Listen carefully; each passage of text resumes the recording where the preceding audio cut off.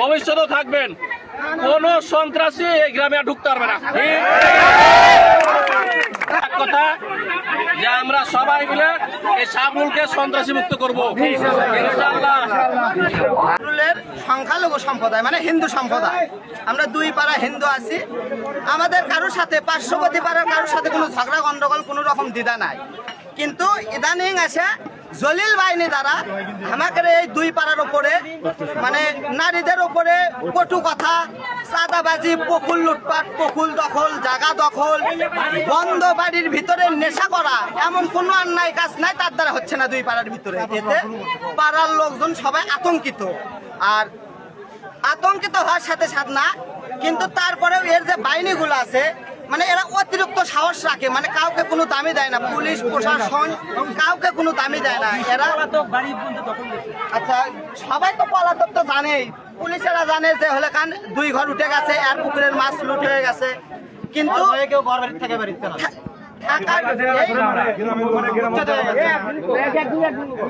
তো এই অবস্থায় কাল রাতে পুলিশ স্যার আমাদের বলে গেছে যে আপনারা হচ্ছে পাহারার ব্যবস্থা করেন। আমরা সবাই রাতের বেলা একটা গ্রাম্য পাহারার ব্যবস্থা করছি, দুই পাড়া মিলে 20-30 জন মানুষজন আমরা পাহারা দিচ্ছি। এই অবস্থায় জলিল অস্ত্র সহ 3-4 জন অস্ত্র সহ আমাদের পাড়ার ভিতরে হামলা করার উদ্দেশ্যে আসছে। যদি 2-4 জন থাকতো হামলা করে চলে যাচ্ছে। যাওয়ার পরে সকালবেলা আপনার হচ্ছে কি ওই পাশের একটা আস্তানা ছিল, ওই আস্তানা কাল রাতে পুলিশ সহকারে ঘুরে দেওয়া হচ্ছে। সে আস্তানার যায় ও ঠেক দিচ্ছে যে আজকে যদি হচ্ছে কি আমরা যদি কোনো কিছু করি তাহলে ওই আমাকে হচ্ছে কি দুই পাড়া উজাড় করে ফেল দিবি, দুই পাড়াকে এই সাবরুল থেকে গোটাই দিবি। তোমরা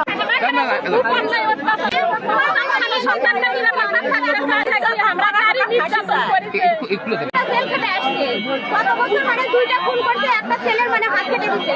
যাওয়ার পর এসে মানে ক্ষিপ্ত হয়ে উঠছে, উঠে প্রত্যেকটা বাড়ির যে টাকা মানে টাকা দাবি করে যে 5 লাখ টাকা দাও, 1 লাখ টাকা দাও, 50,000 দাও, মানে যার বাড়ি যেরকম মানে এরকম মানে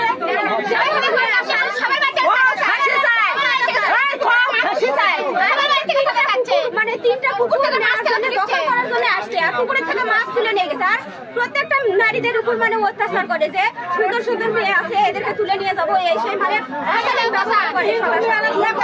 নারী নির্যাতন করে, ওই হামকি দেয়, পুকুরের মাছ ইয়া করে, মানুষের লুটপাট করে পয়সা করি আদায় করে।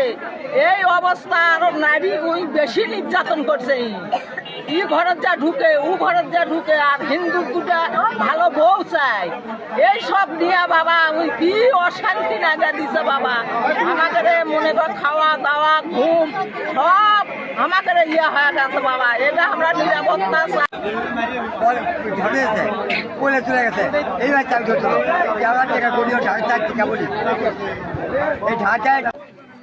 এই শাহজাহানপুর থানাধীন সাবরুল এলাকার বিভিন্ন ধরনের কথা শুনি যে 2-4 জন নাকি এলাকার লোকদের বিভিন্ন ক্ষতি করে বেড়ায়। তো আমরা সেই গোপন সংবাদের ভিত্তিতে গতকালকে এখানে এসেছিলাম, বিভিন্ন জনের সাথে কথা বলেছি, বিভিন্ন আমার হিন্দু মুসলমান ভাইদের সাথে কথা বলেছি।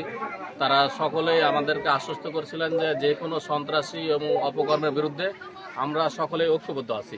এবং আজকে আমরা জনগণের সহায়তায় সাগর নামে